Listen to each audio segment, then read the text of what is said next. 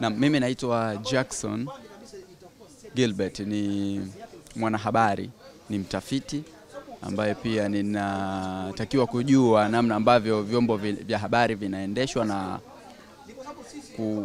kuongozwa hasa kwenye kipindi cha maendeleo ya teknolojia. Kwa hivyo nimekuja hapa Chuo Kikuu cha Dar es Salaam, Shule Kuu ya Uandishi wa Habari na Mawasiliano ya Umma, kuangalia namna ambavyo wanafanya miradi tofauti kama tunavyojua, na kuna miradi tofauti ambayo nimeiona hapa na kujifunza na kuangalia namna ambavyo mambo yanakwenda. Kuna vitu vingi ambavyo nimeviona. Kwa mfano, kuna mradi wa kwanza ambao nimepitia ni mradi wa Earbook Project ambao unaangalia namna gani vyombo vya habari hasa Radio Jamii vilifanya report kwenye uchaguzi wa serikali za mitaa ambao ulifanyika mwaka jana 2024. Ukiangalia namna ambavyo majibu yanatoka, yanatupa picha kuelekea kwenye uchaguzi mkuu ambao tutaufanya 2025 mwaka huu, kwa maana ya mwezi wa 10. Kwa hiyo kuna vitu ambavyo tunajua tutakiwa tufanyaje. Tutatakiwa tufanye utafiti, tutatakiwa tujue namna gani ambavyo tutatumia vyanzo vyetu vya habari, namna gani ya kuhusisha jamii nzima, wanawake, vijana, wazee na makundi maalumu.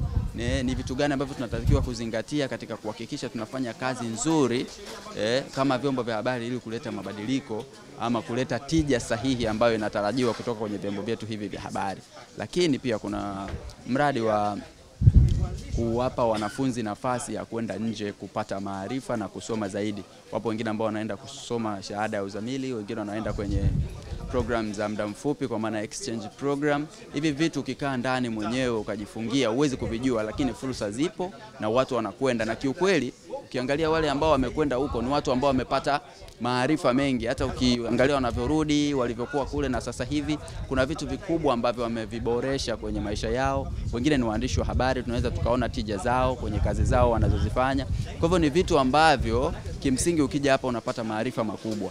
Lakini kuna dawati ambalo ni la bodi ya itibathi ya uandishi wa habari. Tutakumbukwa hii imeanzishwa juzi ikiwa na mwenyekiti wa bodi ambaye ni mwanahabari mwandamizi mzee wetu Tido Mwando, lakini akiwa na wajumbe mbalimbali akiwemo Dr. Mkoko ambaye pia ni mwalimu Shule Kuu ya Uandishi wa Habari. Unaweza ukaona namna ambavyo wanajaribu kutuelezea majukumu, bodi na majukumu gani, natakiwa kufanya nini. Wanahabari wanatakiwa kupewa mafunzo, wanahabari wanahitaji kupata leseni, wanahabari wanatakiwa wathibitishwe na watambuliwe. Haya mambo yote huwezi kuyajua bila kutembelea na kujifunza kwa usahihi. Kwa hivyo kwangu mimi naweza kushukuru Chuo Kikuu cha Dar es Salaam kupitia Shule Kuu ya Uandishi wa Habari na Mawasiliano ya Umma SJMC kwa hii miradi ya utafiti, lakini na hii miradi ambayo wanaifanya katika kuhakikisha inaleta mabadiliko. Na mimi na wasi wa Tanzania, wanafunzi, wanahabari na watu mbalimbali waje wajifunze haya mambo wakati tunaangalia kuleta maendeleo kwenye taifa letu Tanzania, lakini pia lazima tujifunze hali halisi na mambo gani mazuri tuyafanye ili kuleta mabadiliko. Asante.